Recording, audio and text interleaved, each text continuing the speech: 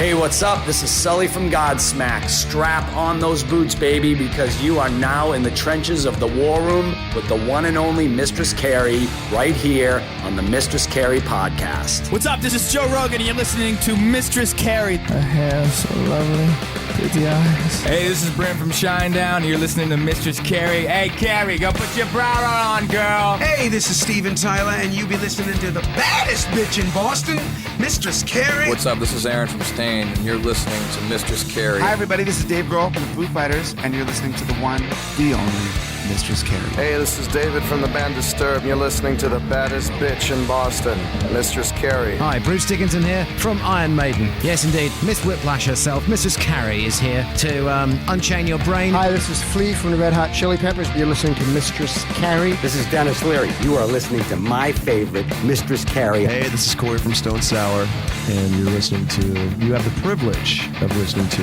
Mistress Carrie. Oh, God. Oh, yeah. Hey, it's Mistress Carrie, reporting for duty from MCHQ for episode 274 of the Mistress Carrie podcast. Sonny Sandoval from P.O.D. returns to the show as he gets ready to go out on the road with Seether and Daughtry this fall. They'll be at the MGM Music Hall at Fenway in Boston, Massachusetts on October 7th, and those tickets are on sale now. I caught up with Sonny to talk about what it's like to be an empty nester as a parent. His youngest child just started college this year, and now, well, I guess he doesn't even have to wear pants. Plus, we talked about traveling to Europe, hitting the road this fall on tour, all of the new metal era bands that are still going strong, social media, his upcoming reggae music album, his beloved San Diego Padres, and so much more. I always love it when Sonny comes on the show, so allow me to reintroduce you to Sonny Sandoval from P.O.D. Sonny! Hey, how are you? It's so good to see you. How are you doing? I'm doing good. Staying busy. Excited about touring coming up. And yeah, all my kids back in school. And so the summer's over, I think. Labor Day weekend, I think, is a little different for those of us in the Northeast than it is in Southern California, where you're from. Labor Day weekend for us kind of means the unofficial end of summer and that we need to start prepping for the snow. You don't have that problem. Yeah. See, we get confused what seasons are happening in San Diego. And Labor Day weekend is also the pilgrimage of college students moving into Boston, because we got a few of those. So the kids are back in school. How is Dad handling this next phase of your kids getting older? Because that's got to be hard because your kids are older. Yeah. I'm good. My youngest, he just started his first week of college in San Diego State. My middle, she's been in Hawaii for the past 3 years. She's a senior now. And then my oldest, she already graduated and she's doing what she loves. And so it's not as rough as when it first started. You know what I mean? And when my daughter went to Hawaii, that was huge because my oldest, she stayed here in San Diego. So having her leave and not being close to us was tough. When I got married 5 years ago, I got bonus kids in the deal. Nice. And a couple weeks ago, I moved my bonus daughter to her freshman year of college in Colorado. So you talking about your daughter being in Hawaii, which for somebody in like Hawaii to people on the East Coast is a bucket list trip. We can go to London as easily as you can go to Hawaii. So it's different. It's still far away, but not as far as it is for us.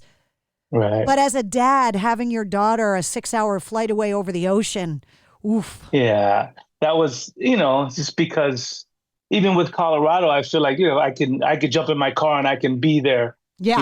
With a flight, it's just, it's a little bit more difficult, but she's thriving. She's doing great. My kids are awesome. I'm super blessed. So the youngest is starting college now. So you guys are empty nesters. Are you and your wife looking around going, what the hell? Where did everybody go? Yeah, pretty much. It's like when they're not here, it's quiet. And then when they're here, it's too loud. So we've been doing the dating thing for a while because my kids have always been mature enough where they can hold it down at home. And we've been able to go on vacations or, whether it's just even dinner here in San Diego.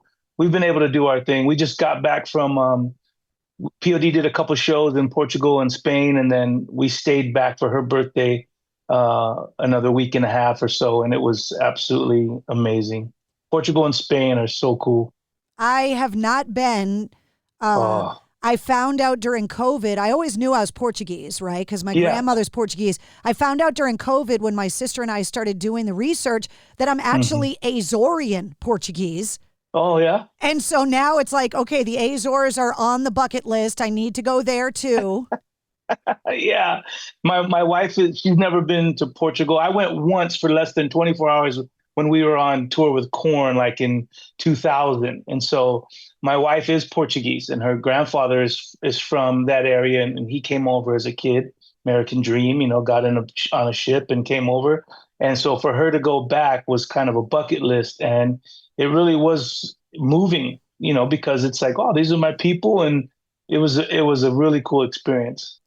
I think that Americans, because we're such a melting pot and we get exposed to so many cultures, that the idea of doing that kind of archaeological dig of your own lineage to kind of find out where your people came from is something that I think a lot of other countries don't have to do because they're all from there and they don't have this vibrant mix of cultures. Like my husband and I just went to Rome for like 8 days, and the dominant culture for me growing up, even though I'm a little bit of a few different things, was Italian. So for me to go there and to like eat, I literally didn't stop eating the whole time I was there. Yeah. Italy will do that to you. I'm Italian too, and it's like no other place over there. Yeah, they do a few things better than everybody, in my humble opinion, and food is one of them. One of them. That's right. Yeah. I agree. Most definitely. One of the things I couldn't believe, especially being from the Northeast where we have to deal with all of the seasons, was those cute little European cars. Yeah. Because they don't have to, in Rome, they don't have to drive them in the snow. So they just look like these cute little golf carts that I have not been able to stop talking about since I got home. Like, I want one. My husband's like, you get blizzards at home, right? Yeah. A lot of Europe is like that too, just because the small streets, when we were in Spain, one thing I remember from being there years ago, if you look at a lot of the cars, they'll scratches on the side because as these cars are going through the alleyways, they're scratching these cars and they won't even stop. It's just, you got to do what you got to do. There's some parts of Boston that are very reminiscent of that. And the more that I travel around Europe, the more I understand why when the Europeans come to Boston that they say it feels a little like home because of the narrow streets and all of that. Oh, yeah. Yeah. I love Boston. Well, we love you. You're going to be in town October 7th. That's right. I can't wait. This big tour with Seether and Daughtry just seems like one of those shows that is going to be more fun for you guys backstage hanging out with all of your buddies than it's going to be on the stage performing in front of all of us. Oh, yeah, most definitely. That's one of the best parts about being friends with the bands that you tour with and being around for as long as we have. You make great relationships and then you get to hang out. And so the stage that's just part of the fun. All day long, hanging out and just goofing around and stuff. It's it's a good time. You're known, and I'm sure you've heard this, but I'm just going to say it to you, as like one of the nicest guys in rock and roll. And when I talk to bands that have toured with you, they're always like, man, those P.O.D. guys are just so nice. They're so great to travel with. They're so cool to hang out with. So in case you always wondered what people said behind your back, they're actually saying nice things, which is not always the case. That's good. I appreciate that. Especially whatever. People like to say stuff and now we live in a culture where it's like you hype up your game on Instagram and all this stuff. And so that's why I don't even read a lot of comments because I pride myself and I know who my guys are and they're great. And I know that we have a lot of love in this industry and, you see comments and stuff on online and it's like, I don't even pay attention to stuff like that because I hope that at the end of when we're done with music and all this stuff that, my heart is to leave a legacy behind. And a lot of that has to do with just being a decent human being. And so I appreciate you saying that. I saw an interview with Shaq, and he kind of said the same thing, that somebody asked him what he wants to be remembered for, because he's a super charitable guy. He gets involved with the community, underprivileged kids. And that was his answer. He said, I want to be remembered as a nice guy, not as this Hall of Famer in basketball, not for being tall or like whatever. I want to be remembered as being a nice guy, which is not something you hear all the time. No, that's a beautiful thing. I've been saying this forever. It's like P.O.D. doesn't define me as a person. It's just something that I am so grateful to be a part of. And this rock and roll family and this music industry, it's something that I've been blessed to be a part of. But it still doesn't define me and my character. I'm a man of faith, and then after that, I want to be a great husband. I want to be the best daddy ever, and then I want to be the best brother and friend. So it's just, I'm not going to let this world or even this industry change that. At least I'm trying. It's tough some days. Well, I was going to say the world right now, especially, is trying to tell all of us kind of how we should act and what we should believe. And you guys, and we talked about it the last time you were on the show last May, you guys have always been very upfront about your faith, but you have also always been very upfront about the fact that your faith comes directly from your creator to you, and that nobody tells you what your God tells you to believe, which in this day and age is pretty rare for somebody to be so open and honest about that. Yeah. I know God because I have a relationship with God, and I read scripture. And so this is what teaches me about him. But man has always used that to manipulate others, and he throws in his own ingredients. He's got an agenda, and that's what I don't like about religion. Is so I understand when people are like, oh man, I don't believe in that, or I can't get with that. And it's like, no, I understand what you're saying, man, but that's people. That's what I mean. That's not the God that I know. And my God is all about love. My God is about kindness and empathy. And there's nothing you can do to make God love you any more than he already does. And he doesn't use shame and guilt tactics, to set you straight. He just loves you and allows you to be you. And I'm more free in this age, in my 50s. I'm more free now than I've ever been, just because I do know exactly what I believe in. And I'm not offended by anybody else that doesn't necessarily believe the things that I do. But I would love to have a discussion about it. I love talking with people. I love getting to know anybody and anyone, no matter what they believe. I'm not offended by it. It's a very powerful message coming from you as someone that has not had a lot of luck with a spiritual side of my life. When I say things like, a spiritual message gets diluted by the man translating it. Yeah. It always gets, well, you're an atheist, you don't believe that stuff, so that criticism isn't valid coming from me. When you say it as an open man of faith who does practice what you preach, I feel like it holds a lot more weight, because no one can say to you, you're not practicing what you say. Like, I think it's just very powerful that you can't be criticized for pointing out the hypocrisy in how other people are using their faith. Well, I think a lot of religious people will always point me out. They'll always say this about me, but it's those aren't the people that I hope to reach. I mean, I hope to, but there's people that are just, I feel that are hurting, and they're lost in this world, and they have a problem with God because of what man has said. And so those are the people that I want to be the best example to that I can. And those are people that I want to reach. And because I've been, a Christian for so long, I have seen in front of the church curtain and behind the church curtain. And I do have my complaints. I do have, I vent a lot to people that I trust. I have a lot of problems with it, but I also understand that we're still flawed human beings. That's why we have this faith. Or at least that's why you should. I need a savior. I need help. I'm not too big to admit that. I don't have everything figured out. If anything, I'm on the negative side of a lot of stuff. I'm easier to get angry. I'm easier to be on this side of the fence loving God just helps me want to be on this side of the fence. I'm trying the best I can, but I'm still human. So catch me on the wrong day, and you might be like, man, Sonny's he was a little bit more, angry that day when I saw him, but this is called life. As somebody that watches the same message from different messengers, I guess I'll say, your message is a lot more compelling.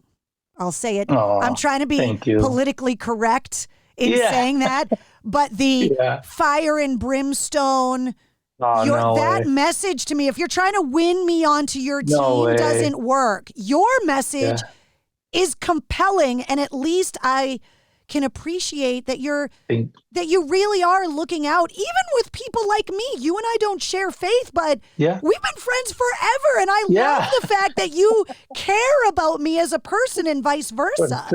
That's way more of a compelling marketing campaign. Oh man, I love everybody. But see, that's because I'm trying my best to follow the example of Christ and even Scripture. The Bible says that he who's been forgiven much forgives. I've been forgiven so much that I have to forgive, or I've been loved so much that I have to love. Not that I have to, like I'm being made to. I want to love because I love being loved as well. And I know that, if someone is forgiving me, if I've ever wronged them, I have to forgive someone who wrongs me. It goes hand in hand. The last time you were on the show, you were still working on your book. I've had I've had a lot of people on the show that have become authors. And to me, it seems like such a scary thing to start, right? Day one, blank page. How do you start? Now that the book is out and people have read it, how do you feel about the whole process now that you've kind of given birth to this baby, which I would assume is a different process than writing music? Yeah, for sure. I mean, obviously it took a while, but I was glad that I did it. It was during COVID, so I did have the time. And then now, as scary as it is, as vulnerable as it is to dive into those places in your heart and soul, it's just like music. When people actually read it or listen to it, and when it affects them the way it does, it's like, oh, it makes it so much worth it. I've always said that, like, I don't have an ego. I don't need to hear you guys rock, or you're my, your band, this or that. I don't need that. I don't want that, actually.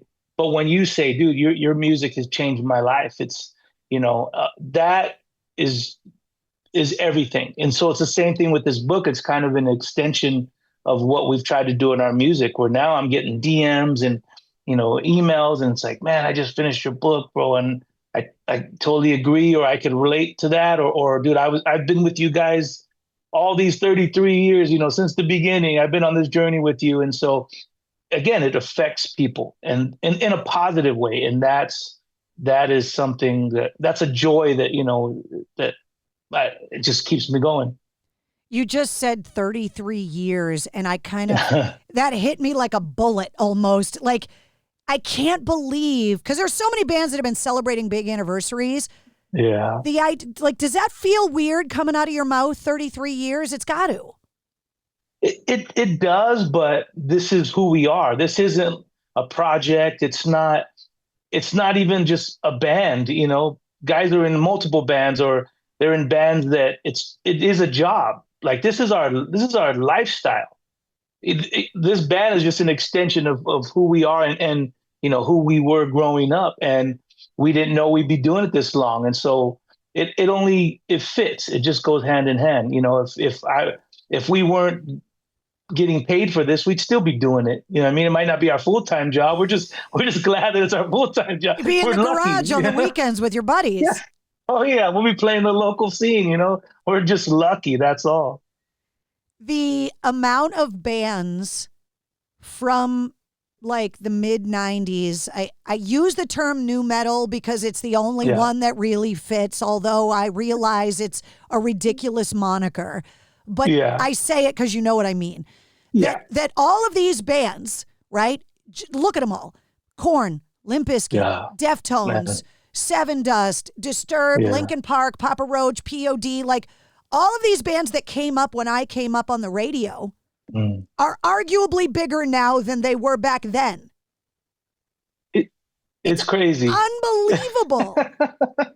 Well, that, you know what? I was just listening to the Deftones record, and like it made me proud. It made me proud because those are the bands that I and my peers that I love, and that was such a fun era in rock and roll and metal. And I was listening to the record, and it's so good, and I was just, it made me proud that these guys are still making amazing music, because there are still bands that they love what they do. It's not a, they're not it's not an Instagram social media hype. It's like they actually love what they do and they're good at what they do. Whereas today, even rock and roll, it's been so watered down in a way, and that kills me to say that. But because of social media now has all its great benefits, and it's a beautiful tool. But when all you care about is social media and you don't care about the band, that's frustrating to me, because we do. And so to be in that category of every single band that you mentioned is that's an honor. Well, I mean, look at System of a Down selling out stadiums with Korn, Avenged, and Deftones. Ridiculous. It's unbelievable. It's so great. I mean, there's nothing new under the sun, but eventually, we go around, and now I think young people they're just like we did. You realize, oh man, those guys are great. Like, I wish I was around at that time, and I wish I was a part of that music scene. It's the same thing with our kids now. They're finding these bands, and they're like, dude, I like those guys. I like that style. And you see it even in the fashion. They're back to the baggy jeans and the same look, and it's so funny how that was us, so many years ago.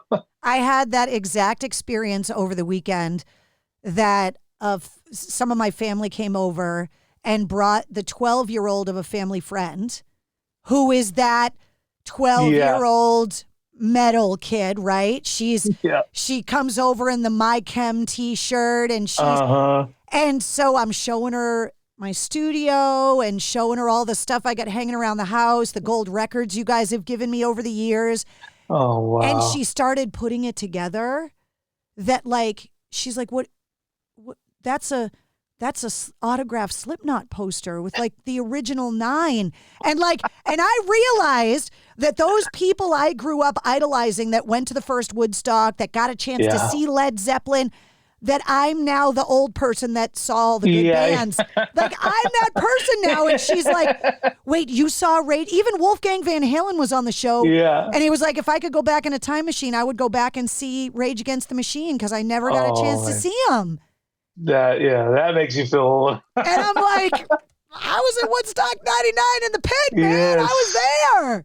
That's so cool. Yeah. Well, see, that's just it. Now all your cool colors are coming out into all our nieces and nephews. Are like, yeah, you guys are cool, man.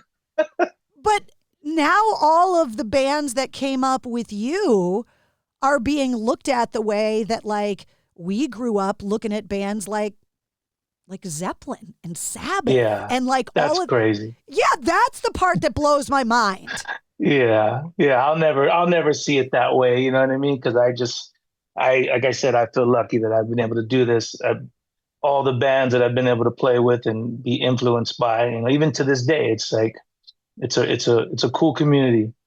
Since I talked to you last, obviously most recently, speaking of Black Sabbath, we got to talk about Ozzy, because this whole generation of bands we've been talking about was completely propped up by the Ozfest, galvanizing the scene, exposing. So do you have an Ozzy story or a Sabbath story or something? Because I feel like it's impossible for you to be in rock and metal and not have been affected or influenced by the Prince of Darkness at some point.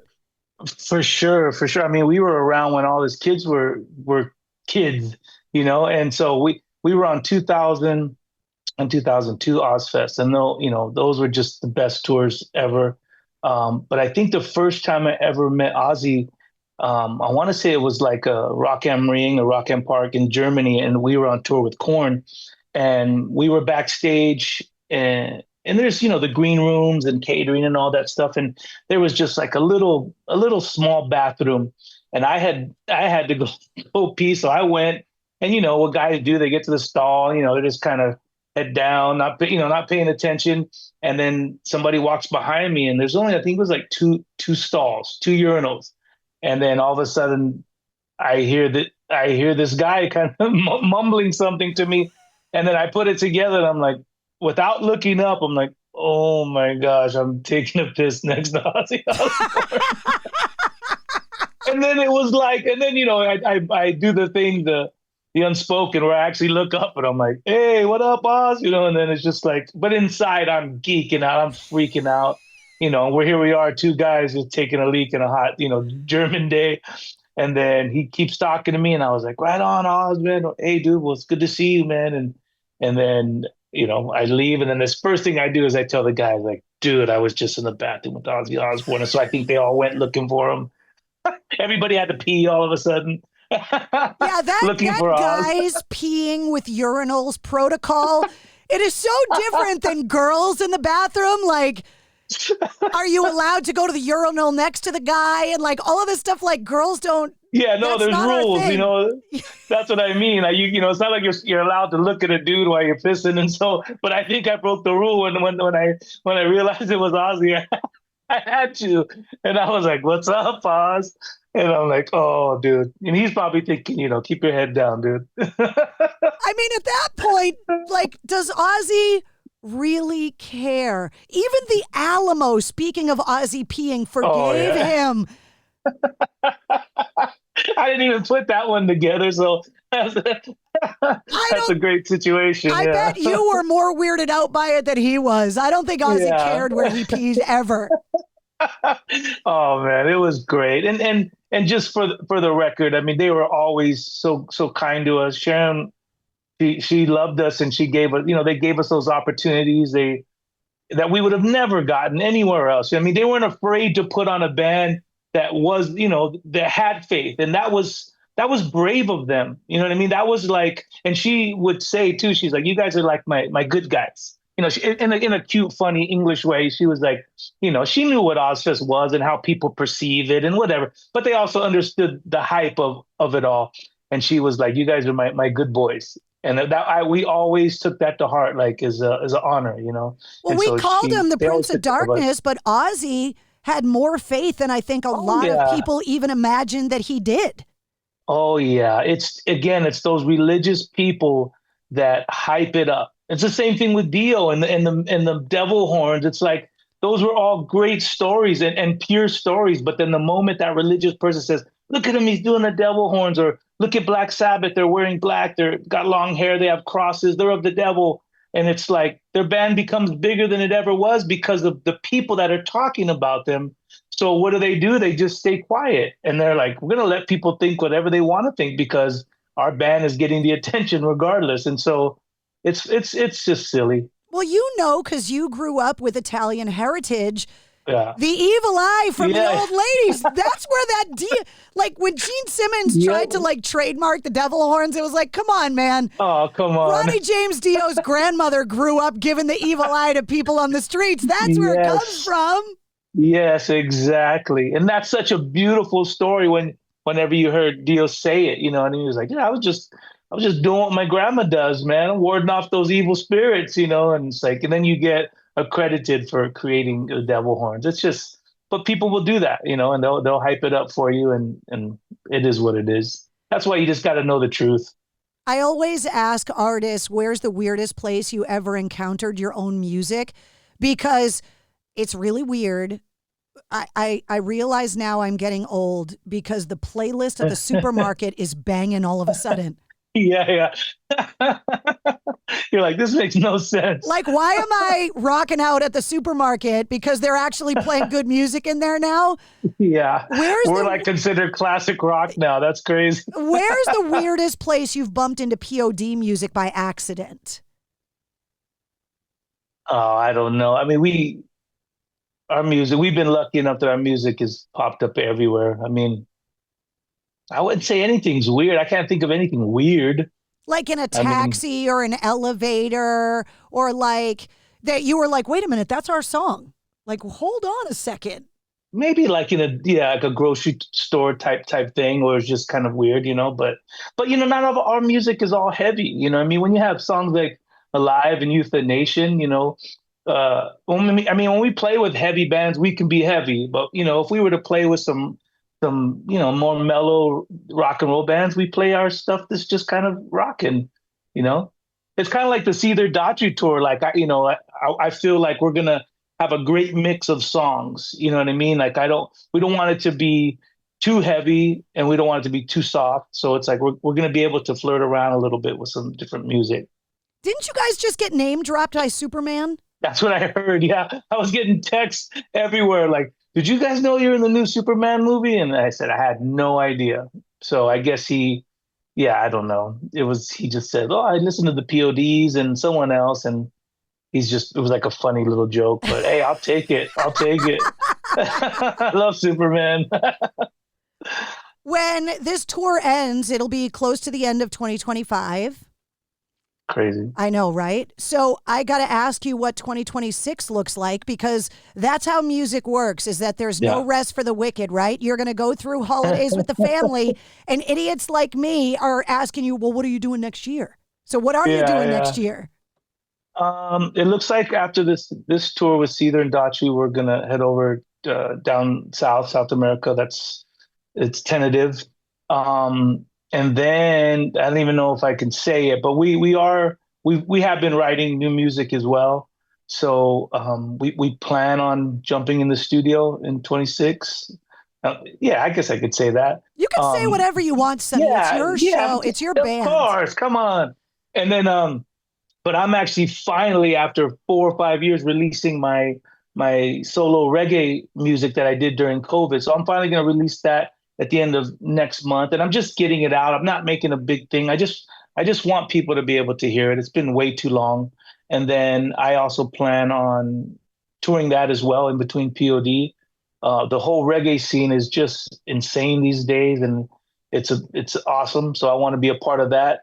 And then I'll keep continuing to push my book, and we're staying busy, so that's a great thing. When I first went to Southern California, I was an adult, because coming from Boston, it's not easy to just go to California because you feel like it. And driving around, listening to music, I kind of understood where that like Southern California sound came from.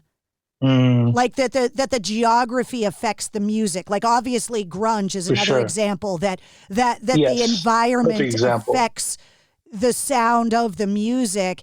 And it wasn't until I went to Jamaica and I laid on the beach that I really went, oh. You're like, who doesn't love reggae music? Now, I mean, I always liked it, but once you listen to it in Jamaica, it hits different. Yeah. So it always takes you back to that vacation. Yeah. So where did your love of reggae music come from? I mean, being from San Diego, we have such a diverse melting pot of people. But when I was super young, I mean, I grew up in rock and roll, but when you're junior high, you start to kind of find your own music, and reggae was one of them. And it was because my aunt on my father's side, she had married, he was a DJ out here, a Rasta, and they had a radio station, they were on one of the major like alternative radio stations, but they did reggae nights, every Sunday or something like that. And they're the first ones to bring reggae music to San Diego in that capacity. And so I just always fell in love with it because of him, and then my dad, they were all into reggae music, and they would take us to shows. Back then it would be reggae music was the underground shows, and I would go as a kid, and I fell in love with it ever since. And, it's just part of my roots as well. Now with even island reggae music, it's just all coming back around. Before I let you go, as a proud guy from San Diego, obviously sitting here in Boston, we got to talk a little September baseball. How you feeling about the Padres? I love the Padres. I'm feeling good. It's always gets frustrating. You know what I mean? Like when what we can be, and then we lose certain games, and we always have a problem with the Dodgers, which is tough for me because were rivalries, but I'm still pulling through. I'm waiting for that. I still remember as a kid when the Padres, went all the way. I was young. I mean, what it does to a city. You guys and some of those cities, they're used to it. You know what I mean? For us, oh look, even we had when 86 years of getting our asses kicked. Trust me, I know what it's like. But even for football, even when the Chargers did well, like the whole city comes together, and that's something we don't always get to do. You know what I mean? So, but everybody loves our Padres. I think we have one of the best ballparks in all of the U.S. And I go to games all the time. I'll be there this weekend for some concerts, and it's just Padres are. I'm here no matter what. Have you ever seen the Padres play at Fenway? No. Oh, we got to make that happen, dude. Come on. I always bring my jersey on tour in hopes that what are the chances that I can be in one of obviously I've seen Fenway, I've been around it, still haven't been inside of it. But we, as a band, we love stadiums and ballparks. These are huge for us. So one day. Well, listen, if it doesn't sync up on a tour, you guys are empty nesters now. That's right. when they release the schedule for next year, if you guys are off, I'll take you and your wife to a game, dude. Awesome. We got to make this happen. Oh, thank you so much. That would be amazing. My husband's cousins are from LA and they came out for the Dodgers games out here. And it hurt me to sit at Fenway next to Dodgers fans with jerseys on. Yeah. I'm willing to do that for you with your Padres gear on. Okay. I'll be well behaved. I'm not disrespectful like that. The MGM Music Hall literally backs up to the outfield of Fenway. So you're going to be pretty close to Fenway when you're in town in October. Okay. Yeah, I'm sure we'll be hanging around just checking it out. I love that whole area. Yeah. There's a door in the loading dock that is locked, but if you can get it unlocked, it goes out onto the field at Fenway. It's literally like the back wall. So I'm going to see you at the show. Maybe we'll try to sneak on the field. Oh, that would be insane. If you could pull that off, all my guys are going to want to go. And crew. We might be able to hook up with a tour of Fenway that day before the show. Oh, let me know. This last tour we just did Houston. They took us all around. We watched the Astros warm up and batting practice and stuff. And it doesn't matter, even if it's not your team, just being there. Yeah. It's such a cool thing. Well, I can't wait to see you guys October 7th, the MGM Music Hall at Fenway with Seether and Daughtry. I will be there, so I can't wait to see you. Oh, you too. It's going to be awesome. All right, I'll see you soon, honey. Thank you so much for the time today. Always. Thank you so much. There he is, Sonny Sandoval from P.O.D. Headed out on the road this fall with Seether and Daughtry with a stop at the MGM Music Hall at Fenway on October 7th.